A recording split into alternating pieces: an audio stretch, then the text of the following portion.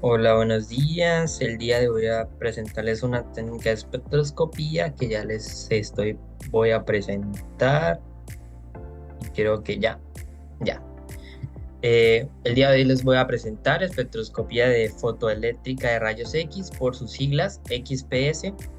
Mi nombre es Dayan Steven García Pérez. Soy estudiante de la Universidad Industrial de Santander en Ingeniería Metalúrgica. Y pues esta presentación fue basada en el libro de Fundamentos de Química Analítica de Cook.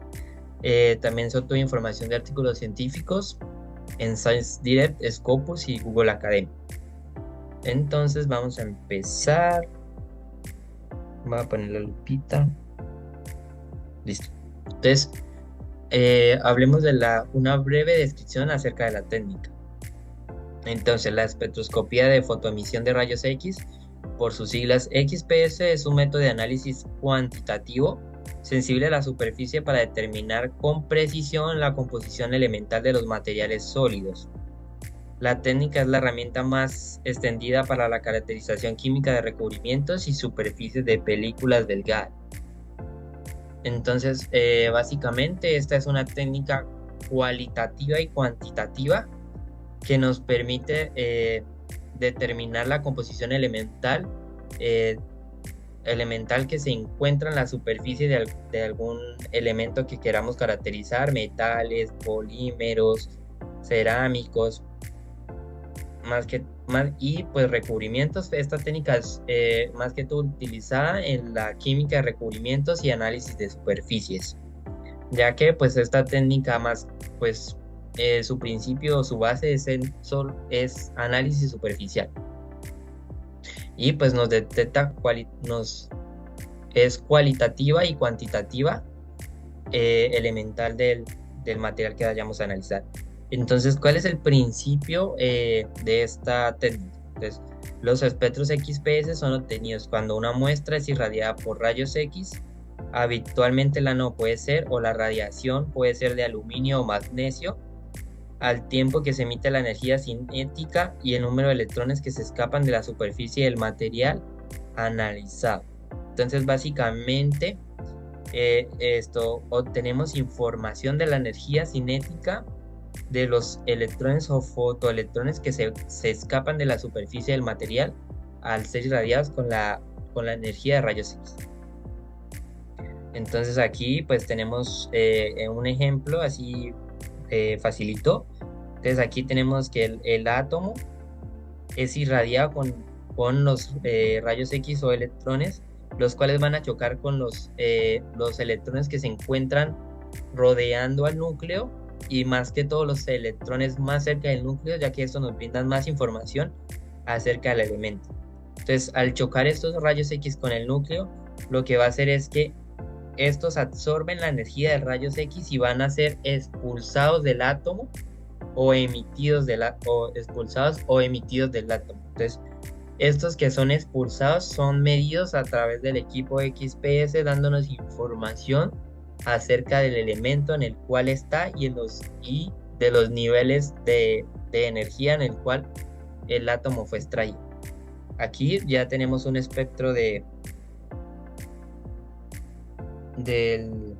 del equipo XPS, un ejemplo ahí. Pues aquí tenemos la imagen del equipo XPS, el cual se cuenta en la Universidad Industrial de Santander, en la sede de Guatiguará, en Piedecuesta. Ahora, pues para entender esta técnica, o para conocer un poco, como mencioné anteriormente, se basa en los rayos X, que es un, que son las longitudes de onda por los cuales viaja la radiación. Entonces tenemos varios, varias diferentes radiaciones, en las cuales van desde los rayos gamma hasta las ondas de radio, donde las rayos gamma se tienen longitudes de onda más cortas y frecuencias, y a medida que vamos de rayos X, ultravioleta, infrarrojo y microondas, vemos que la longitud de onda es cada vez más grande. Por lo tanto, las longitudes de, eh, eh, las longitudes de onda en este lado tienen tienen mayor energía que las que se encuentran a este lado. Entonces esta técnica se enfoca en los rayos X. Entonces, como vemos, estos tienen una longitud de ondas pequeñas de más o menos, sí, de 0,5 nanómetros y unas frecuencias como de 10 a las 10 Hz. Entonces de aquí es donde se emite la radiación con el cual se irradia la muestra. Entonces, como mencioné al principio, esta técnica es superficial. Entonces aquí tenemos un ejemplo del área de tensión, del cual podemos obtener información de la muestra. Entonces aquí tenemos el haz de rayos X, que es bastante grande, el cual el área de excitación con rayos X es de 1 por 1 centímetro cuadrado y se pueden emitir electrones de esta área. También podemos decir que la profundidad a la cual ese haz de rayos X penetra es de una micra y los electrones pueden ser excitados en todo este volumen, Pero pues se tiene un área en el cual se enfoca o hay un enfoque de esos rayos X o de esos electrones que golpean la muestra, como vemos aquí, el cual tiene más o menos una profundidad de 10 nanómetros, re chiquitico, y una distancia de 1 milímetro cuadrado o un área de 1 milímetro cuadrado.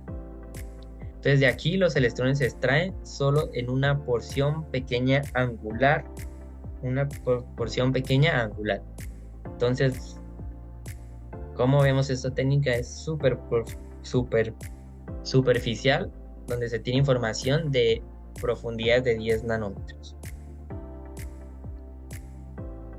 Ahora, ¿cuál es el principio o cómo es que funciona esa expulsión de los electrones? Entonces se basa en el efecto fotoeléctrico.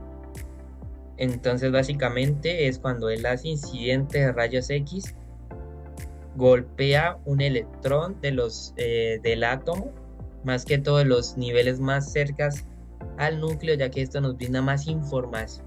O sea, bueno, choca los diferentes electrones de alrededor del núcleo, pero se quiere que se choque en los niveles más internos al núcleo, ya que esto nos brinda mayor información acerca del elemento, o nos brinda la información de qué elemento es.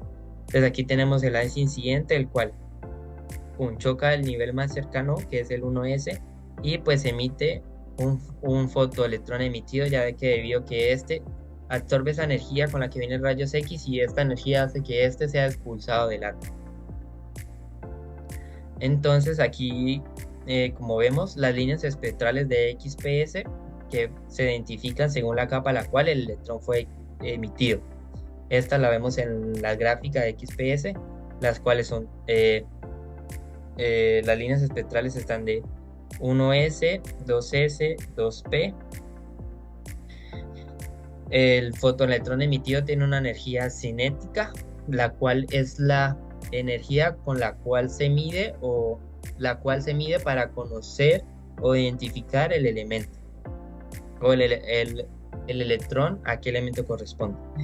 Luego de este proceso, el ion excitado emitirá energía por alguno de dos procesos de excitación, emisión de un electrón agujero, que veremos en la siguiente diapositiva, emisión de rayos X, fluorescencia, que es de aproximadamente 1%, por lo cual pues no se menciona. Desde aquí tenemos la ecuación con la que se mide este efecto fotoeléctrico, en el cual tenemos que la energía de enlace es igual a la constante de Planck, que es para las radiación electromagnética, la frecuencia, en este caso sería del haz con el cual se irradia la muestra. Aquí tenemos la energía de enlace. Perdón, aquí es la energía cinética, que es igual a la constante de Planck por la frecuencia, menos la energía de enlace de los electrones, menos la constante de trabajo del equipo, que es un parámetro del equipo. Ahora eh, tenemos como mencioné, también se emite emisión del electrón Auger. Para este tipo de emisión, el equipo debe tener, el equipo XPS tener debe venir incorporado un detector que pueda detectar este tipo de emisión. Entonces, ¿cómo es el principio de esta emisión? Se basa básicamente cuando el electrón que fue expulsado del átomo de los niveles de valencia más cerca al núcleo, lo- los electrones que se encuentran en niveles más altos van a tomar esa posición del electrón que fue excitado o removido del átomo, ya que la molécula anterior, el átomo anteriormente se encontraba en su estado de mínima energía o basal, y al remover este electrón, pues aumenta su energía. Y básicamente lo que hace el átomo para volver a su estado es que baja electrones de sus niveles más altos para compensar esa pérdida de energía. Y eso es como se hace, ese es el efecto del electrón Auger. Entonces, un electrón de un nivel superior baja al nivel más bajo a ocupar el nivel, y al bajar, un electrón de ese mismo nivel es emitido para compensar esa energía que disminuyó. Y ese electrón emitido se le conoce como electrón Auger. Entonces, un electrón L cae para llenar la vacancia primera, y un electrón Auger KLL es emitido para conservar la energía emitida en el paso anterior, para que la molécula vuelva a su estado de mínima energía o basal. Y pues la energía cinética de este electrón depende del nivel del hueco que deja, del nivel del electrón que decae, a qué nivel va a bajar, y el nivel del electrón emitido. La energía cinética es independiente de la energía del fotón incidente. ¿Por qué es independiente? Porque la energía del fotón, esta no se debe al choque de la energía de rayos X, como si ocurre en el caso anterior que vimos, que el electrón se ve expulsado es por el lance incidente. En este caso no es por eso, es por el porque el electrón baja a un nivel más bajo y se emite ese electrón. Entonces no es independientemente de la radiación de la radiación de rayos X con la cual eh, se irradió la muestra. Ahora, también debemos hablar sobre el camino medio libre inelástico, por sus siglas en inglés IMFP, o por su notación lambda. Entonces, ¿qué es este medio libre inelástico? Entonces, es una medida de qué tan lejos viaja un electrón en promedio a través de un sólido antes de perder energía. Entonces, básicamente es esto. Como vimos, esta técnica es superficial y tiene una penetración de más o menos 10 nanómetros.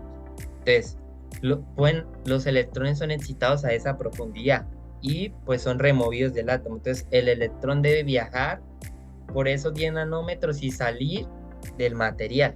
Entonces, a esto le conocemos como camino libre medio inelástico, donde el electrón sale y este no choca con otras moléculas, átomos o electrones, para que así no pierdan energía en este choque. Entonces a esa distancia o ese viaje del electrón en el que no haya choques llamamos camino libre inelástico. Entonces, es más o menos como una medida de profundidad. Entonces, la profundidad de información, 3 lambda o camino medio inelástico, es una medida de la profundidad del muestreo. Entonces, esa es la medida. Entonces, la mayoría de los lambda están entre 1 a 4 nanómetros y se emplea la radiación aluminio K alfa. ¿Esto qué nos quiere decir? que ese camino libre inelástico tiene una notación lambda y cada lambda es de aproximadamente 1 a 4 nanómetros si empleamos que la fuente de radiación sea los aluminio cal. Entonces vemos que ese lambda tiene una medida que es de 1 a 4 nanómetros. Entonces, así, la profundidad de información será de aproximadamente 3 a 12 nanómetros bajo las condiciones mencionadas anteriormente, ya que podemos obtener información de lambda a 3 lambda. Entonces, si tenemos 3 lambda, la distancia de 3 lambda sería 3 por 4, 12, entonces 12 nanómetros, ya que un lambda está entre 1 y 4, entonces decimos que un lambda es 4. Para este caso vamos a decir que el lambda es 4. Entonces si tenemos 3 lambda, serían 3 por 4, 12 nanómetros. O sea, vamos a poder obtener información de los electrones que están a una distancia de 4 nanómetros o a un camino medio libre inelástico de 4 nanómetros. Entonces, este camino inelástico se relaciona con la ley de Beer-Lambert, que como vimos en anteriores videos, en videos de espectroscopía de UV visible, esta ley nos habla sobre la absorbancia o la intensidad. Sí, la intensidad emitida por la partícula o por la muestra o la absorbancia que tiene esta. Pero pues aquí es sobre la intensidad, donde I es la intensidad emitida por los átomos a una profundidad de, I sub 0 es la intensidad de los átomos en superficie o la intensidad de los rayos emitidos o de los rayos que se emitieron, los rayos X, de la distancia, espesor o profundidad de la película o sustrato, lambda el camino medio libre inelástico y el teta es el ángulo de salida del electrón respecto a la superficie. Entonces aquí tenemos nuestra ecuación donde I pues es la intensidad emitida de esos electrones que fueron arrancados de la superficie de los átomos de nuestra muestra. Entonces vemos que esta intensidad decae exponencialmente, como vemos aquí, y decae por el factor del camino libre inelástico, ya que si la molécula esa molécula choca con más el electrón choca con más átomos, moléculas o electrones, esa intensidad emitida pues va a disminuir debido a estos choques. Y pues también la tenemos cayendo exponencialmente con el coseno del ángulo, es por si esos fotones si no tienen ángulo, o sea que si son irradiados a 90 grados o perpendicular a la superficie, utilizamos esta ecuación. Pero si estos son irradiados y estos salen con cierto ángulo, pues se utiliza esta ecuación. Ahora, podemos representar el camino libre medio inelástico en esta gráfica, la cual en su gran mayoría los fotoelectrones provienen de una profundidad inferior a lambda, pero superior a 3 lambda. ¿Esto qué quiere decir? O que vemos en la gráfica. Entonces en la gráfica tenemos la intensidad de los electrones emitidos o expulsados por los átomos sobre la intensidad de radiación de la intensidad de los rayos X con los que fue irradiada la superficie de la muestra. Entonces vemos que es una fracción que si la multiplicamos por 100 y la intensidad de arriba es igual a la de abajo, pues tenemos que la intensidad emitida es del 100%. Es una fracción o un porcentaje de qué tanta intensidad se recibe a partir del camino medio libre inelástico. Entonces vemos que para un camino de libre medio inelástico de lambda, tenemos que la intensidad de fotones emitidos es del 63%, para un camino 2 lambda es del 86%, y para el camino 3 lambda es del 95%. Entonces vemos que el camino medio de lambda, donde tenemos una mayor intensidad de energía emitida por el electrón sin que ésta choque y pierda energía al chocar con otros electrones, moléculas o átomos, es del 95%. Entonces En esta técnica se suele trabajar mucho en camino medio libre inelástico o profundidad entre lambda y 3 lambda, que es aproximadamente entre 1 a 2 nanómetros. Ahora aquí tenemos otra gráfica, pero en esta vemos es la energía cinética del electrón y el camino libre.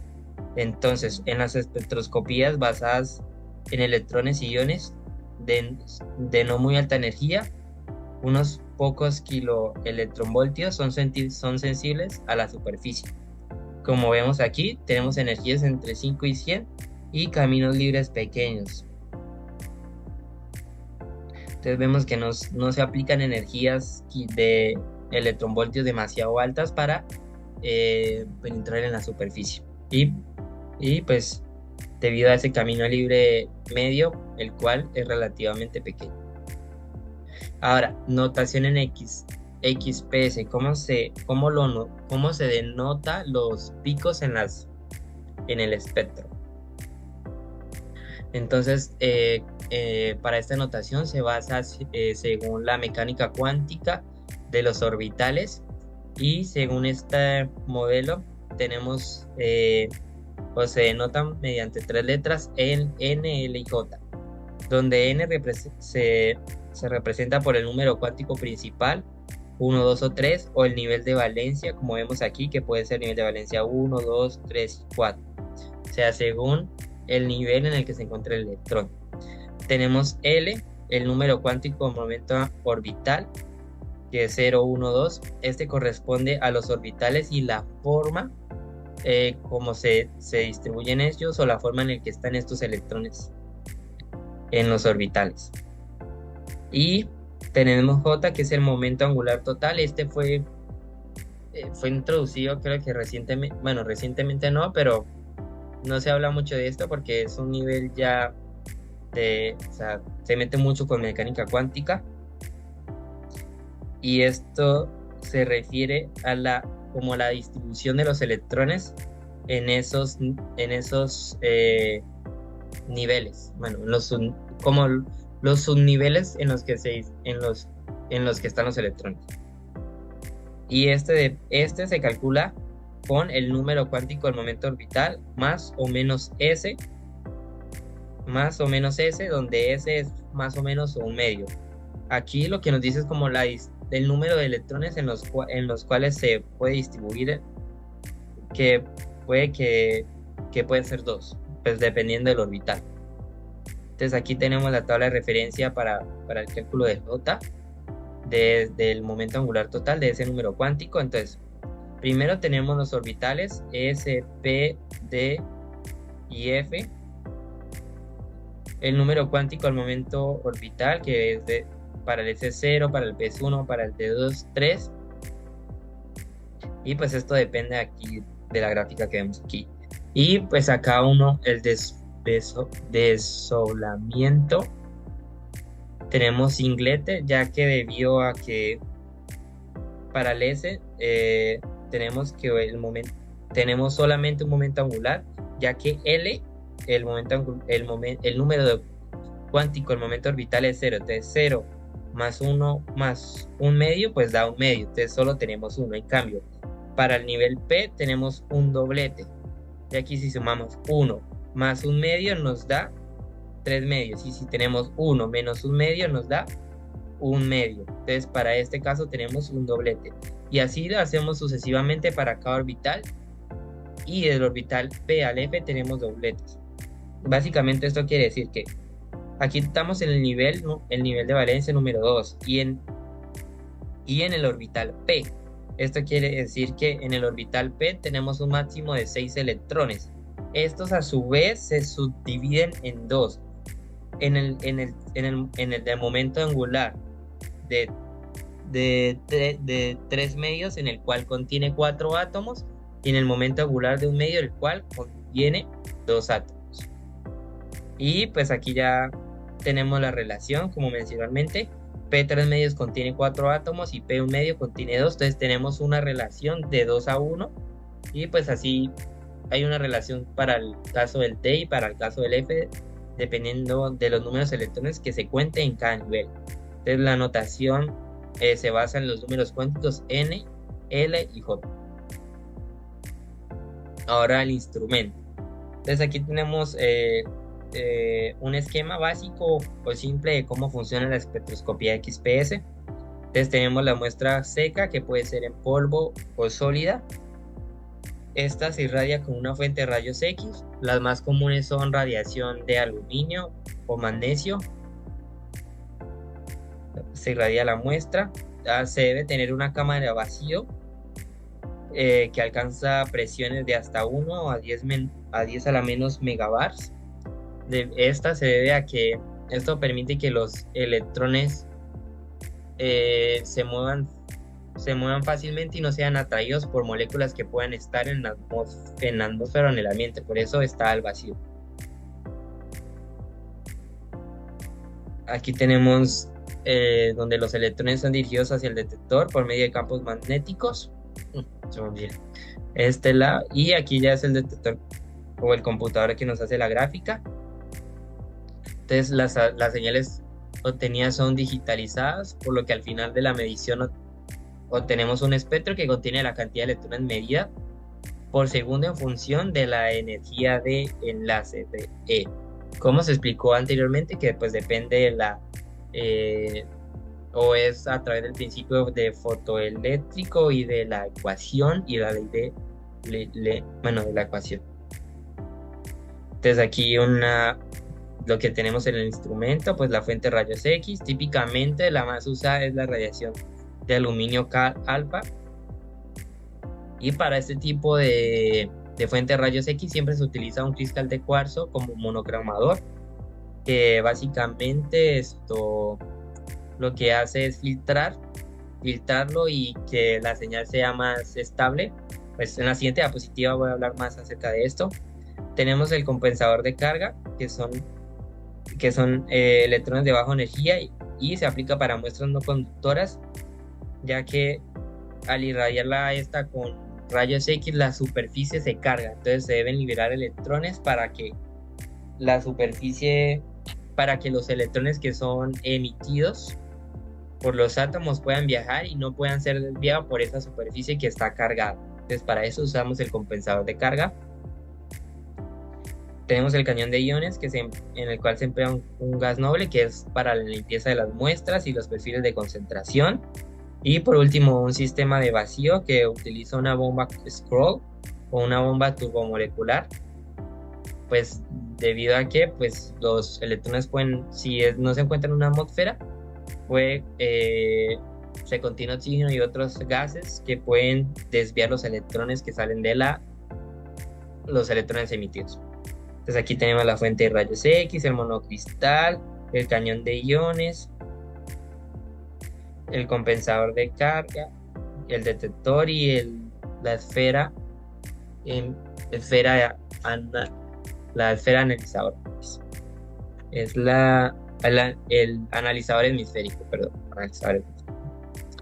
Ahora, como dije anteriormente, cuando utilizamos la radiación de aluminio, se utiliza un monocromador. Entonces, el haz de energía radiante con una gama de longitudes de onda con un valor promedio de longitud nominal y una anchura de banda dada. Entonces, básicamente es que aquí tenemos la fuente de electrones, el haz de electrones y el ánodo refrigerado por agua de aluminio. Entonces, este va primero a un cristal de cuarzo, que lo que nos hace es filtrarlo a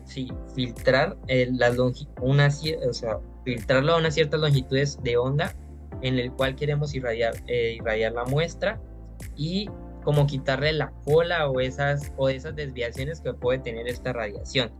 Y pues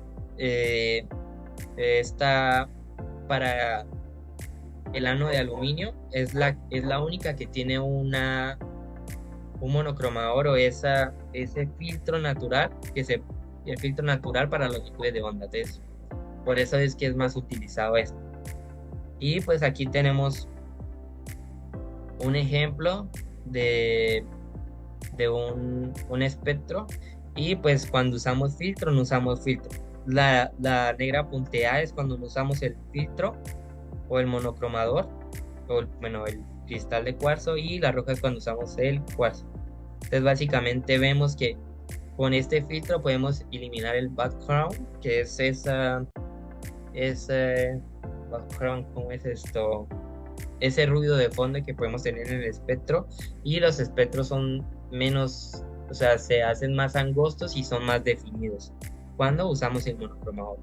Picos más estrechos y más definidos, y podemos evitar picos falsos o como se llaman satélites generados por rayos X no monocromados o picos falsos.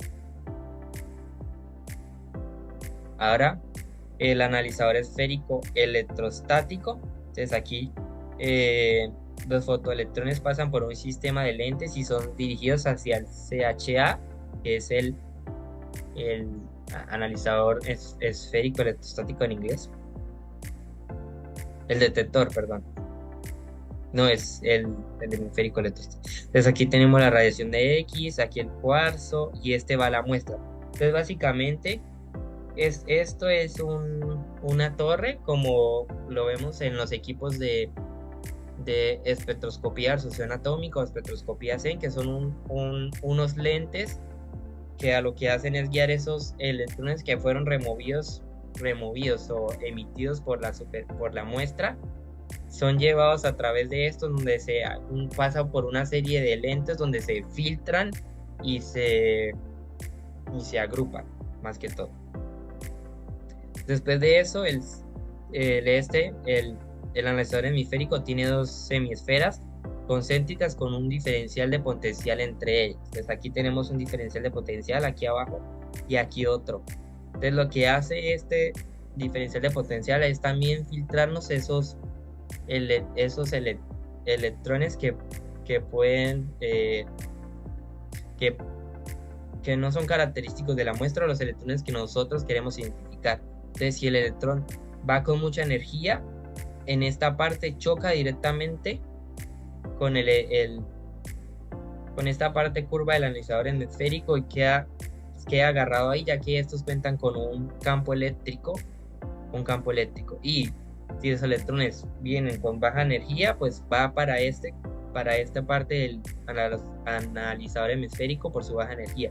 Entonces básicamente solo pasa esos electrones que tienen la energía característica o la energía característica que nosotros queremos identificar, pues pasarán y llegarán al detector. Entonces vemos que básicamente es como un filtro en el cual uno cuadra ese potencial, esa diferencia de potencial o ese campo eléctrico para decir que en qué rango están la energía de los electrones que queremos identificar. Y ya tenemos nuestro espectro XPS. Entonces el espectro XPS caracterizado consiste en una serie de picos que corresponden a las energías de enlace de los fotoelectrones detectados, como vimos adelante, midiendo el área bajo cada pico y multiplicando por factores de sensibilidad de cada tipo de átomo se realiza el análisis cuantitativo. Desde ahí podemos determinar el porcentaje que tenemos de ese elemento en la muestra. El XPS no solo nos da información elemental de la muestra, sino que también puede dar información importante del entorno químico de la muestra, ya que dependiendo de los átomos a los que están enlazados al átomo padre, las energías de los fotones pueden cambiar.